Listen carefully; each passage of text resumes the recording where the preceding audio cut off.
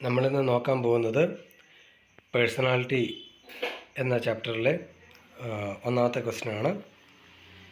Question ഇതാണ്: illustrate the concept of personality, describe the emotional and intellectual determinants of personality development.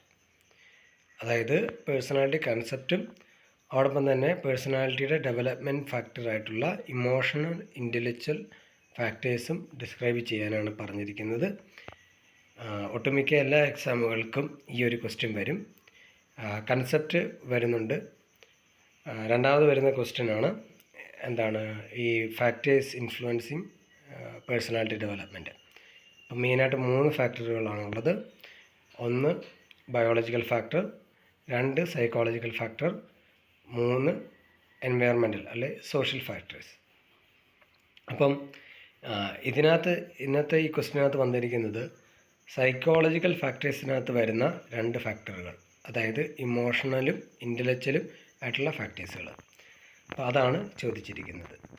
അപ്പോൾ ഇതിൽ നിന്ന് ഒരു കാര്യം മനസ്സിലാക്കണം. കാരണം നമ്മൾ ബയോളജിക്കൽ ഫാക്ടർ എന്താണ്, സൈക്കോളജിക്കൽ ഫാക്ടർ, സോഷ്യൽ ഫാക്ടർ, ഇതൊക്കെ എന്താണെന്ന് മാത്രം പഠിച്ചാൽ പോരാ. അതിന് സബ് കാറ്റഗറി ഉണ്ട്, അതും കൂടെ നോക്കിയിട്ട് പോകണം. അപ്പോൾ നമുക്ക് ഇങ്ങനെയൊരു ക്വസ്റ്റ്യൻ വന്നാൽ ആദ്യം തന്നെ പേഴ്സണാലിറ്റി എന്ന് പറയുന്ന കൺസെപ്റ്റ് എന്താണെന്ന് പറയണം. അതിനുവേണ്ടി പറ്റുമെങ്കിൽ നിങ്ങളൊരു ഡെഫിനിഷൻ തന്നെ എഴുതണം. ഞാനിവിടെ കൊടുത്തിരിക്കുന്ന ഓൾപോർട്ടിൻ്റെ ഡെഫിനിഷനാണ്. ഓൾപോർട്ടിൻ്റെ ഡെഫിനിഷൻ കുറേ കൂടി സമഗ്രമായിട്ടുള്ളൊരു ഡെഫിനിഷനാണ്. അത് പേഴ്സണാലിറ്റിയും അതിൻ്റെ എൻവയറമെൻറ്റും തമ്മിലുള്ള ബന്ധം കൃത്യമായിട്ട് നിർവചിക്കുന്നുണ്ട്. ആ ഡെഫിനിഷൻ എഴുതുക. ഇതേ ഡെഫിനിഷൻ തന്നെയാണ് നമ്മുടെ പുസ്തകത്തിനകത്തും കൊടുത്തിരിക്കുന്നത്. ഓക്കെ, ഈ ഡെഫിനിഷൻ ഇതാണ്: personality is the dynamic organization within the individual of those psychophysical systems that determines his unique adjustments to his environment. അപ്പോൾ ഇതിനകത്ത് കുറച്ച് ടെക്നിക്കൽ ടേംസ് വരുന്നുണ്ട്. ഒന്നെന്ന് പറയുന്നത് ഡൈനാമിക് ഓർഗനൈസേഷൻ എന്നാണ്. ഡൈനാമിക് ഓർഗനൈസേഷൻ എന്നതുകൊണ്ട് ഉദ്ദേശിച്ചിരിക്കുന്നത് പേഴ്സണാലിറ്റി എന്ന് പറയുന്നത് സ്റ്റാറ്റിക് അല്ല, അത് ചേഞ്ച് ചെയ്യും. അത് നമ്മുടെ തോട്ടിനെയും ഇമോഷനെയും ബിഹേവിയറിനെയൊക്കെ ഇൻഫ്ലുവൻസ് ചെയ്യുന്നുണ്ട്. നേരെ തിരിച്ച് തോട്ടും ബിഹേവിയറൊക്കെ തന്നെ പേഴ്സണാലിറ്റിയും ഇൻഫ്ലുവൻസ് ചെയ്യുന്നുണ്ട്. അത് മാറ്റത്തിന് അങ്ങനെ വിധേയമാകുന്നു. രണ്ടാമതാണ് സൈക്കോ ഫിസിക്കൽ സിസ്റ്റം എന്ന് പറയുന്നത്.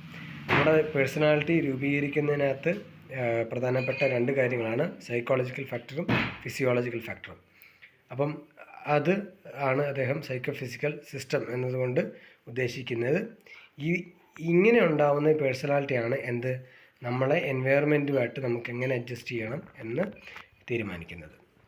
അപ്പോൾ ഇത്രയുമാണ് ഇതിൻ്റെ ഡെഫിനേഷനായിട്ട് വരുന്നത്. അപ്പോൾ ഈ ഡെഫിനേഷൻ എഴുതുക. രണ്ടാമതായിട്ടുള്ള വരുന്ന കാര്യം എന്ന് പറഞ്ഞാൽ എന്താണ് ഇൻഡിവിജ്വാലിറ്റി, എന്താണ് കൺസിസ്റ്റൻസി. ഇപ്പം പേഴ്സണാലിറ്റി കൺസെപ്റ്റ് പറയുമ്പോൾ 2 കാര്യങ്ങൾ പറയേണ്ടതുണ്ട്: ഇൻഡിവിജ്വാലിറ്റി, കൺസിസ്റ്റൻസി. പിന്നെ പറയേണ്ട കാര്യമാണ് ട്രേറ്റ്, ടെമ്പറമെൻറ്റ്, ബിഹേവിയർ, ക്യാരക്ടർ. ഇതൊക്കെ ജസ്റ്റ് ഒന്ന് മെൻഷൻ ചെയ്തും കൂടെ പോവാം. ഓക്കെ, അതായത് പേഴ്സണാലിറ്റിയുടെ കൺസെപ്റ്റ് എഴുതുമ്പോൾ എഴുതേണ്ട കാര്യം ഒന്നും കൂടെ പറയാം. 1 ഒരു ഡെഫിനിഷൻ എഴുതുക. 2 ഇൻഡിവിജ്വാലിറ്റി ആൻഡ് കൺസിസ്റ്റൻസി. 3 എന്താണ് ടെമ്പറമെൻറ്റ്, എന്താണ് ട്രേറ്റ്, എന്താണ് ബിഹേവിയർ എന്ന് പറയുന്നത്.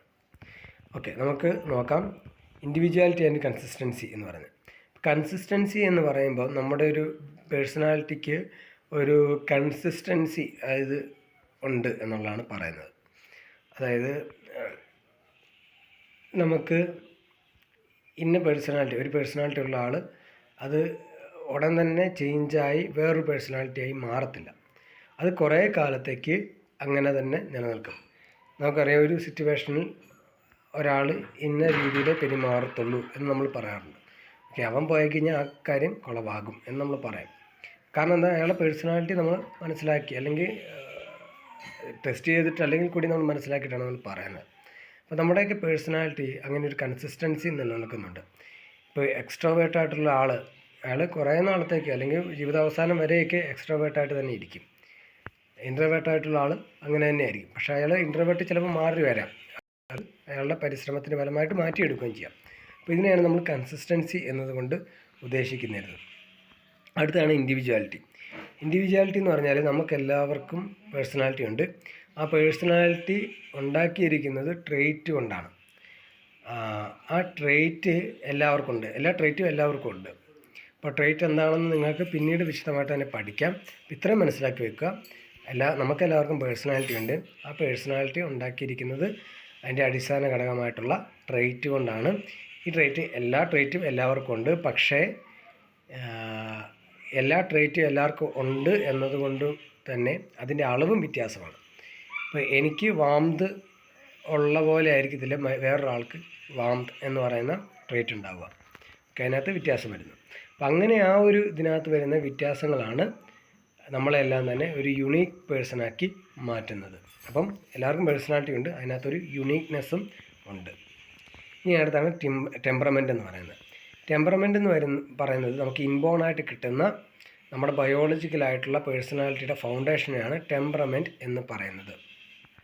അപ്പം അത് നമ്മുടെ എനർജി ലെവൽ, ഇറിറ്റബിലിറ്റി, അഡാപ്റ്റബിലിറ്റി ഇതിനെയൊക്കെ നിർണ്ണയിക്കുന്ന ഒരു ഘടകം കൂടിയാണ് ടെമ്പറമെൻറ്റ്.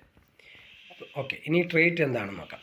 ട്രെയ്റ്റ് എന്ന് പറഞ്ഞാൽ ആദ്യം തന്നെ മനസ്സിലാക്കണം, ഇതാണ് നമ്മുടെ പേഴ്സണാലിറ്റിയുടെ ബിൽഡ് ബ്ലോക്സ് എന്ന് പറയുന്നത്. ആ കൺസെപ്റ്റ് ഒന്നും കൂടെ എക്സ്പ്ലെയിൻ ചെയ്യാം. നമ്മുടെ ഒരു വീടാണ് നമ്മുടെ പേഴ്സണാലിറ്റി എങ്കിൽ ആ വീടിൻ്റെ ഓരോ ബ്രിക്സുമാണ് എൻ്റെ ട്രെയ്റ്റ്. അപ്പം ഈ ട്രെയ്റ്റ് എന്ന് പറയുന്നത് കുറച്ചും കൂടെ ഒരു ബ്രോഡായിട്ടുള്ള അല്ലെങ്കിൽ ഒരു എൻഡ്യൂറിങ് ആയിട്ടുള്ള ക്യാരക്ടറിസ്റ്റിക്സിനെയാണ് നമ്മൾ ട്രെയ്റ്റ് എന്ന് പറയുന്നത്. ഇപ്പോൾ ഹാബിറ്റുകൾ ചേർന്നുകൊണ്ട് ട്രെയ്റ്റ് ഉണ്ടാകുന്നു, ട്രെയ്റ്റുകൾ ചേർന്ന് പേഴ്സണാലിറ്റി ഉണ്ടാകുന്നു. ഇതാണ് ചില തിയറികളിൽ ട്രെയ്റ്റിനെ സംബന്ധിച്ചുള്ള എക്സ്പ്ലനേഷൻ. ഇപ്പോൾ ട്രെയ്റ്റിനെ സംബന്ധിച്ച് ഇങ്ങനെ മനസ്സിലാക്കി വെക്കുക. പിന്നെ അടുത്താണ് ക്യാരക്ടർ എന്ന് പറയുന്നത് നമ്മുടെ ചില എത്തിക്സ്, മൊറാലിറ്റിയായിട്ട് ബന്ധപ്പെട്ട് നിൽക്കുന്ന കാര്യങ്ങളാണ് നമ്മൾ പൊതുവെ ക്യാരക്ടറായിട്ട് നമ്മൾ എക്സ്പ്ലെയിൻ ചെയ്യുന്നത്. പിന്നെ ബിഹേവിയർ എന്ന് പറഞ്ഞാൽ നമ്മുടെ ഔട്ടർ ഒബ്സർവ് ചെയ്യാൻ പറ്റുന്ന നമ്മുടെ പെരുമാറ്റത്തെയാണ്. ഈ പെരുമാറ്റത്തെ നിർണ്ണയിക്കുന്ന ഒരു സംഗതിയാണ് പേഴ്സണാലിറ്റി എന്ന് പറയുന്നത്. പേഴ്സണാലിറ്റി നമുക്ക് ഒബ്സർവ് ചെയ്യാൻ പറ്റത്തില്ല, പക്ഷേ നമുക്ക് എംപിരിക്കലി നമ്മൾ ടെസ്റ്റ് ചെയ്യാനോ അല്ലെങ്കിൽ അളക്കാനൊക്കെ പറ്റും. പക്ഷേ ഇത് നമ്മുടെ പേഴ്സണാലിറ്റിയെ ഇൻഫ്ലുവൻസ് ചെയ്യുന്നുണ്ട്. അപ്പോൾ ഇത്രയും കാര്യങ്ങൾ ഒത്തിരി വിവരിച്ചെഴുതേണ്ട ആവശ്യമില്ല. ചെറുതായിട്ട് ജസ്റ്റ് എന്താണിത് എന്നുള്ള നിലയിൽ മെൻഷൻ ചെയ്ത് പോകുക. ഓക്കെ, ഇനി നമുക്ക് ഫാക്ടേഴ്സിലേക്ക് പോകാം. ഫാക്ടേഴ്സിന് പോകുന്നതിന് മുന്നേ ഒരു കാര്യം കൂടെ പറയാം. നമുക്ക് എക്സാമിനകത്ത് ചോദിക്കുമ്പോൾ നമുക്ക് 3 മണിക്കൂറാണ് എക്സാം എന്നാണ് പറയുന്നത്. പക്ഷേ ചിലപ്പോഴൊക്കെ 2 മണിക്കൂർ കൊണ്ട് നമുക്ക് എഴുതി തീർക്കേണ്ടതായിട്ട് വരും. അപ്പം അങ്ങനെയുള്ള സമയത്ത് നമ്മൾ ടൈം അഡ്ജസ്റ്റ് ചെയ്യണം. അപ്പോൾ അതിനുവേണ്ടി നമുക്ക് എല്ലാ കാര്യങ്ങളും എഴുതണ്ട, പോയിൻ്റ് ബൈ പോയിൻ്റായിട്ട് എഴുതുക. പിന്നെ നമ്മൾ എഴുതുമ്പോൾ ചാർട്ടോ ഡയഗ്രാമോ അങ്ങനെയൊക്കെ ആയിട്ട് എഴുതുവാണെങ്കിൽ കുറേ കൂടി മാർക്ക് സ്കോർ ചെയ്യാൻ പറ്റും. കാരണം ഇതെല്ലാം വലിച്ചെഴുതിയാൽ വായിച്ചു നോക്കത്തൊന്നുമില്ല. അവർക്ക് ഇങ്ങനെയൊക്കെ കിട്ടുന്നതാണ് ഏറ്റവും കൂടെ നല്ലത്. ഒറ്റ നോട്ടത്തിൽ മനസ്സിലാവുന്ന വിധത്തിൽ അങ്ങനെയും കൂടെ ആക്കണം.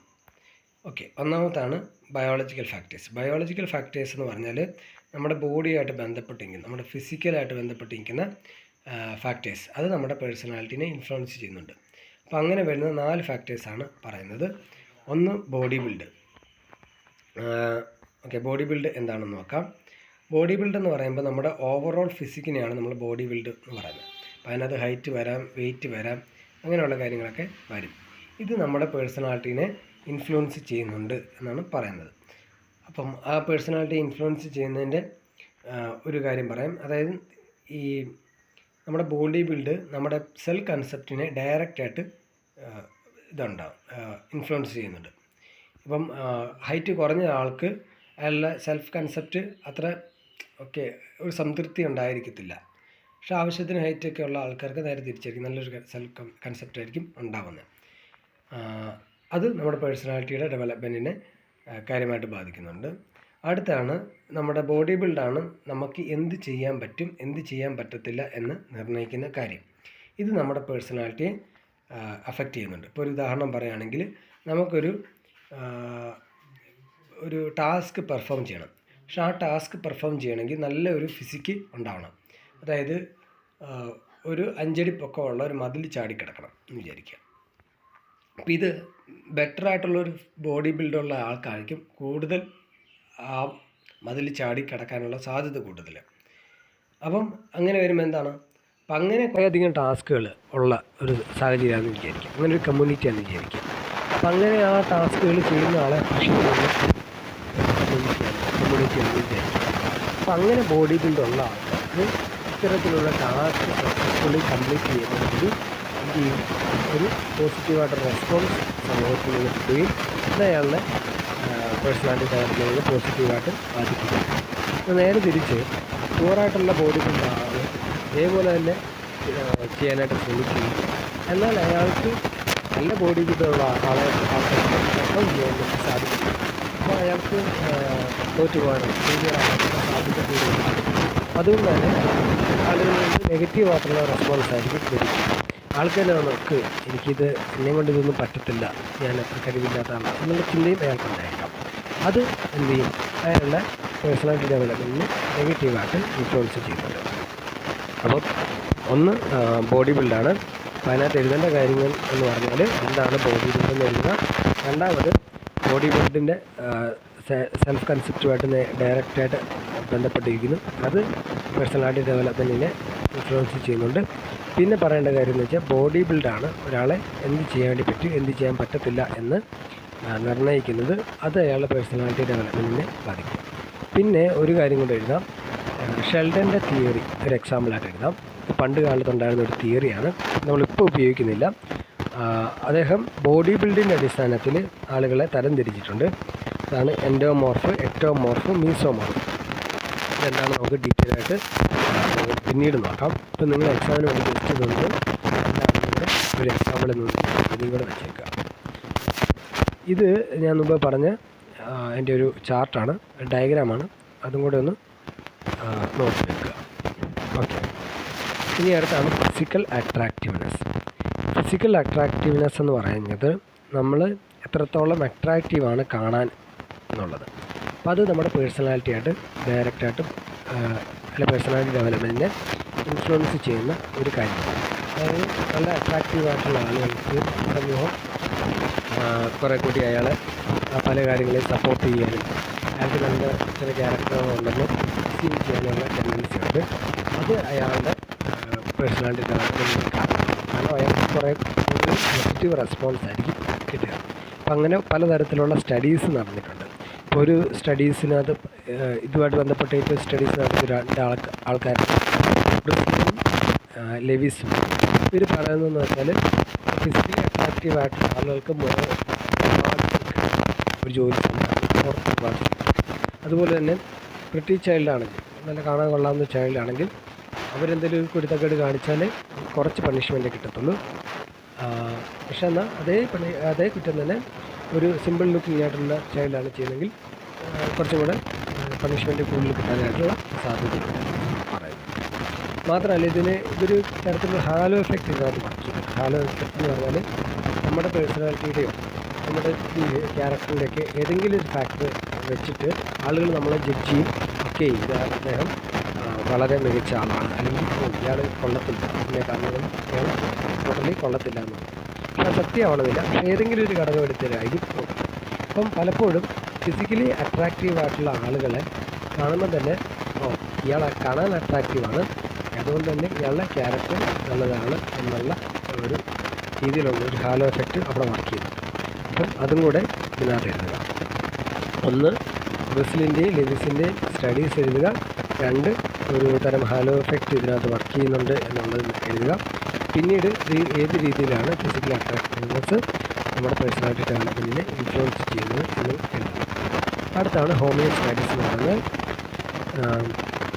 ഹോമിയോ സ്റ്റാറ്റസ് എന്ന് പറഞ്ഞാൽ നമ്മുടെ ഇൻറ്റേർണലായിട്ടുള്ള സ്റ്റെബിലിറ്റി. ഇപ്പോൾ നമുക്ക് പല തരത്തിലുള്ള ഹോർമോണുണ്ട്, ന്യൂറോ ട്രാൻസ്മിറ്റേഴ്സ് ഉണ്ട്. അപ്പോൾ അത് തന്നെ ഇൻറ്റേർണലായിട്ടുള്ള പല കാര്യം ബോഡി ടെമ്പറേച്ചറുണ്ട്, അങ്ങനെയൊക്കെയുള്ള കാര്യങ്ങളുണ്ട്. അപ്പോൾ ഇതിൻ്റെ ബാലൻസ് അല്ലെങ്കിൽ ഇതിൻ്റെ ഇംബാലൻസ് നമ്മുടെ പേഴ്സണാലിറ്റീനെ രണ്ട് രീതിയിൽ ഇൻഫ്ലുവൻസ് ചെയ്യുന്നുണ്ട്. ഒന്ന് ഡയറക്റ്റായിട്ടുള്ള ഇൻഫ്ലുവൻസ് ഉണ്ട്. അപ്പോൾ അറിയാം, നമ്മുടെ ഹോർമോണിനകത്തോ ഒക്കെ നമ്മുടെ മാറ്റം വരുമ്പം, ന്യൂറോ കെമിക്കൽസിനകത്തൊക്കെ മാറ്റം വരുമ്പം അത് നമ്മുടെ പേഴ്സണാലിറ്റീനെ ഡയറക്റ്റായിട്ട് നെഗറ്റീവായിട്ട് ഇൻഫ്ലുവൻസ് ചെയ്യും. കാരണം അങ്ങനെയുള്ള ആൾക്കാർക്ക് ഇറിറ്റബിലിറ്റി ഉണ്ടാവാനായിട്ട്, ആങ്കർ ഉണ്ടാവാനായിട്ട്, അല്ലെങ്കിൽ ഡിപ്രഷൻ ഉണ്ടാവാനായിട്ട്, സാഡായിട്ടിരിക്കാനായിട്ടൊക്കെ കാരണമാകും. ഇത് നമ്മുടെ പേഴ്സണാലിറ്റീനെ ഡയറക്റ്റായിട്ട് ഇൻഫ്ലുവൻസ് ചെയ്യുന്നുണ്ട്. ഇനി ചില സമയങ്ങളിൽ ഇൻഡയറക്റ്റായിട്ടും ഇൻഫ്ലുവൻസ് ചെയ്യും. കാരണം ഇങ്ങനെ ഇംബാലൻസ് വരുന്നതിന് വേണ്ടി അവർക്ക് ആംഗ്രി ആയിട്ട് അല്ലെങ്കിൽ ദേഷ്യപ്പെട്ട് ഇറിറ്റബിളായിട്ടായിരിക്കും മറ്റുള്ളവരോട് ഇടപെടുക. അപ്പോൾ സ്വാഭാവികമായിട്ട് മറ്റുള്ളവരുടെ ഇടപെടലും ആ രീതി തന്നെയായിരിക്കും. അത് അവരുടെ പേഴ്സണാലിറ്റിനെ ഇൻഡയറക്റ്റായിട്ട് ഇൻഫ്ലുവൻസ് ചെയ്യുന്നുണ്ട്. ഇത് നെഗറ്റീവായിട്ട് മാത്രമായിരിക്കത്തില്ല കേട്ടോ, പോസിറ്റീവായിട്ടും കൂടെ സംഭവിക്കാം. ഓക്കെ, അപ്പോൾ ഇതിനകത്ത് എഴുതാൻ വേണ്ടി പറ്റുന്ന ഒരു തിയറിയാണ് ഹിപ്പോക്രാറ്റ്സിൻ്റെ തിയറി. അദ്ദേഹം നമ്മുടെ ബോഡി ഫ്ലൂയിഡിൻ്റെ അടിസ്ഥാനത്തിൽ ആളുകളെ തരംതിരിച്ചിട്ടുണ്ട്, ആളുടെ ക്യാരക്ടർ പറഞ്ഞിട്ടുണ്ട്. അത് നിങ്ങൾക്ക് പിന്നീട് ഡീറ്റെയിൽ ആയിട്ട് പഠിക്കാം. ജസ്റ്റ് ഒന്ന് നോക്കി വെക്കുക. അതായത് സാങ്ക്വിൻ, മെലങ്കോളിക്, കോളറിക്, പ്ലഗ്മാറ്റിക് എന്ന് പറയുന്ന 4 തരത്തിലുള്ള ആളുകൾ ഉണ്ടെന്നാണ് അദ്ദേഹം പറഞ്ഞിരിക്കുന്നത്. ഓക്കെ, ഇനി അടുത്താണ് ഫിസിക്കൽ ഡിഫക്ട്സ് എന്ന് പറയുന്നത്. അതായത് നമ്മുടെ ബോഡിയിൽ ഉണ്ടാകുന്ന ചില ഡെഫക്റ്റ് ബൈ ബർത്ത് കിട്ടുന്നതാവാം. അതൊക്കെ നമ്മുടെ പേഴ്സണാലിറ്റിയെ ഇൻഫ്ലുവൻസ് ചെയ്യുന്നുണ്ട്. അതിന് ഏറ്റവും നല്ല ഉദാഹരണം എന്ന് പറഞ്ഞാൽ ആൽഫ്രഡ് അഡ്ലറിൻ്റെ തിയറിയാണ്. അദ്ദേഹത്തിൻ്റെ തിയറിക്കകത്ത് തന്നെ പറയുന്നുണ്ട് ഓർഗൻ ഇൻഫ്യൂരിറ്റി എന്ന് പറയുന്നത്. അതായത് 3 തരത്തിലുള്ള ഇൻഫ്യൂരിറ്റി അദ്ദേഹം എക്സ്പ്ലെയിൻ ചെയ്യുന്നുണ്ട്. സ്പോയിൽഡ് ചൈൽഡ് എന്ന് പറയുന്ന ഒരു ഇൻഫ്യൂരിറ്റി ഉണ്ട്, അതുപോലെ തന്നെ നെഗ്ലക്റ്റഡ് ചൈൽഡുണ്ട്, പിന്നെ ഓർഗൻ ഇൻഫ്യൂരിറ്റി എന്ന് പറയുന്നത്. ഓർഗൻ ഇൻഫ്യൂരിറ്റി എന്ന് പറയുന്നത് നമുക്ക് എന്തെങ്കിലും ഓർഗൻസ് ഒക്കെ ചെയ്യുമ്പം നമുക്കൊരു ഇൻഫ്യൂരിറ്റി ഉണ്ടാകുന്നുണ്ട്. ആ ഇൻഫ്യൂരിറ്റി നമ്മുടെ പേഴ്സണാലിറ്റി ഡെവലപ്മെൻറ്റിനെ ബാധിക്കുന്നുണ്ട് എന്നാണ് ആൽഫ്രഡ് അഡ്ലറിൻ്റെ തിയറി പറയുന്നത്. അദ്ദേഹത്തിന് അതുപോലെ തന്നെ ഒരു ഫിസിക്കൽ ഡിഫക്റ്റ് ഉണ്ടായിരുന്നു. വൈറ്റമിൻ ഡിയുടെ ഡെഫിഷ്യൻസി ആയിരുന്നു അദ്ദേഹത്തിൻ്റെ ഡിഫക്റ്റ് എന്ന് പറയുന്നത്. അത് അയാളുടെ പേഴ്സണാലിറ്റി മോൾഡ് ചെയ്യുന്നതിനകത്തൊക്കെ ഒരുപാട് പ്രാധാന്യം വഹിച്ചിട്ടുള്ള കാര്യമാണ്. അപ്പം അത് ആൾട്ടറിൻ്റെ തിയറി ഒന്ന് മെൻഷൻ ചെയ്യുക. പിന്നെ രണ്ടാമതാണ് ഒബിസിറ്റി ഒരു ഉദാഹരണമായിട്ട് എഴുതാം. ഒബിസിറ്റി ഉള്ള ആൾക്കാരെ നമ്മൾ എന്ത് ചെയ്യുന്നത്, കളിയാക്കുകയും ചെയ്യും. അത് അയാളുടെ പേഴ്സണാലിറ്റി ഡയറക്റ്റായിട്ട് ബാധിക്കുന്ന ഒരു കാര്യമാണ്, അല്ലെങ്കിൽ ഇൻഡയറക്റ്റായിട്ട് ബാധിക്കുന്ന ഒരു കാര്യം കൂടിയാണ്. ഒരു എക്സാമ്പിളിൽ നിന്നാൽ നിങ്ങൾ ഒബിസിറ്റി ഒരു ഫിസിക്കൽ ഡിഫക്റ്റായിട്ട് എഴുതുക തന്നെ ചെയ്യും. അപ്പോൾ ഫിസിക്കൽ ഡിഫക്റ്റ് നമ്മുടെ സെൽഫ് ഇമേജിനെയും സെൽഫ് കോൺഫിഡൻസിനെയും ബാധിക്കുന്നു. ഓക്കെ, ഇത് ഞാനൊരു ഡയഗ്രാം പോലെ കൊടുത്തിരിക്കുന്നതാണ്. അതായത് ഫിസിക്കൽ ഡിഫക്റ്റ് ഉള്ള ആൾക്കാർക്ക് കൂടുതൽ എന്താണ് ചാൻസ്, ഇൻഫീരിയോറിറ്റി ഡെവലപ്പ് ചെയ്യാനായിട്ടുള്ള ചാൻസ് ഉണ്ട്. അത് എന്ത് ചെയ്യും, നെഗറ്റീവ്ലി ഇൻഫ്ലുവൻസ് പേഴ്സണാലിറ്റി ഡെവലപ്മെൻറ്റ് എന്ന് പറയും. ഇനി അടുത്ത ലാസ്റ്റ് ഫാക്ടറാണ് ഹെൽത്ത് കണ്ടീഷൻ എന്ന് പറയുന്നത്. ഹെൽത്ത് കണ്ടീഷൻ എന്ന് പറഞ്ഞാൽ നമ്മുടെ പുവറായിട്ടുള്ള ഹെൽത്ത് അല്ലെങ്കിൽ ഹെൽത്തിനകത്തുണ്ടാകുന്ന ചില വേരിയേഷൻസ് നമ്മുടെ പേഴ്സണാലിറ്റി ഡെവലപ്മെൻറ്റിനെ ഡയറക്റ്റായിട്ടും ഇൻഡയറക്റ്റായിട്ടും ബാധിക്കുന്നുണ്ട്. കാരണം പുവർ ഹെൽത്തുള്ള ആൾക്കാർക്ക് അത്ര നല്ല ഒരു സോഷ്യലൈസേഷൻ ഉണ്ടാവണമെന്നില്ല. കാരണം പുറത്ത് പോകാനോ മറ്റുള്ളവരായിട്ട് ഇടപെടുമ്പോഴൊക്കെ അയാളുടെ പുവർ ഹെൽത്ത് കാരണം സാധിക്കാതെ വരുന്നുണ്ട്. അത് അയാളുടെ പേഴ്സണാലിറ്റിയെ ബാധിക്കുന്നുണ്ട്. പിന്നെ എന്ന് പറഞ്ഞാൽ ഇപ്പം ചില ആൾക്കാർക്ക് ഡയബറ്റീസ് ഉണ്ടാവാം, അല്ലെങ്കിൽ ഇറഗുലർ മെൻസ്ട്രൽ സൈക്കിൾ ഉണ്ടാവാം. ഇതൊക്കെ തന്നെ ഇമോഷണൽ ഇൻസ്റ്റബിലിറ്റിക്ക് കാരണമാകുന്നുണ്ട്. അതും പേഴ്സണാലിറ്റീനെ അഫക്റ്റ് ചെയ്യുന്നുണ്ട്. അപ്പം ഇത്രയും ഘടകങ്ങളാണ്, ഇത്രയും ഫാക്ടേഴ്സാണ് ഇതിനകത്തുള്ളത്. ബാക്കി സൈക്കോളജിക്കലും അതുപോലെ തന്നെ സോഷ്യൽ ഫാക്ടേഴ്സും അടുത്ത വീഡിയോയ്ക്കകത്ത് ഡിസ്കസ് ചെയ്യാം.